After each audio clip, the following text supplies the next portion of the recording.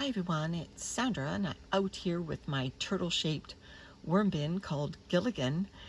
I'm bulking Gilligan up today because he's going to be harvested probably in the next 3 to 4 weeks, and I want to bulk up this vermicompost to take out as much as possible before restocking this worm bin for the winter. So I've pulled back the burlap and the cardboard.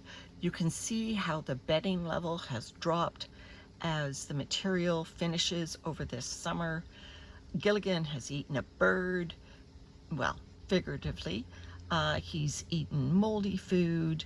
He's eaten all sorts of challenges that I've set to him. So make sure you check out his playlist for all the things that this worm bin has done for me this summer.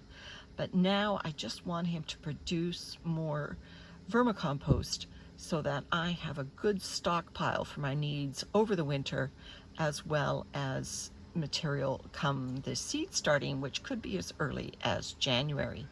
All right, so I've got some yummy food, but first I'm going to dig a big trench to give Gilligan a huge boost of carbon so that he can convert it into vermicompost. When I'm digging down into Gilligan, I really get a sense of how dense this material really is. Oh, there's a stalk that hasn't been finished right there. You can see, maybe just by the effort it takes for me to dig up, that as I go deeper, the material is compressed. If you check my harvest video from earlier this year, after the winter, you'll see that Gilligan was like 14 inches deep and had worms right down the very bottom level of that compression. So I know the worms are at all levels of this system and they don't seem to mind the compression, but it does make stirring it up a little bit difficult as I try to make sure that all the material is finished and this material that's on the surface, like this stem, gets a good chance to be buried and composted by the worms. Okay, the trench is dug. You can see how I've stacked it up there, hopefully. Dug up a lot of worms from those lowest levels. So this nice deep trench, I'm going to start putting some carbon in it and then top it up with some food. First, a combination of single-ply shredded newspaper and a little bit of corrugated cardboard. I've got some avocado pits and a plum that fell off our tree.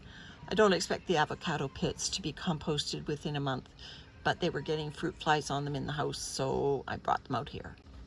Some mashed up windfall apples with a bit of tea leaves and some eggshell grit. Finally, I stole some material from one of our compost pallet systems. It looks like it's got a little bit of coffee in there, as well as some beautifully finishing up compost. Again, my intention is to bulk Gilligan up, so adding a little bit of compost is fine by me. I'm not doing anything that the worms won't truly enjoy. And we've got lots of compost on the go, so I'm sure Landon won't mind that I stole from one of his systems. All right, just close this all up, and I will append to the end of the video whether this creates a little bit of a stir and whether they can finish up this material in time for a September harvest.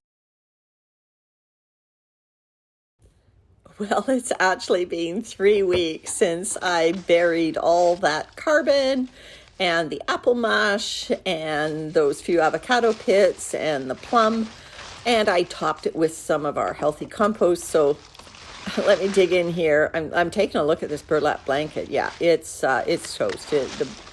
The worms are definitely going to munch their way through that.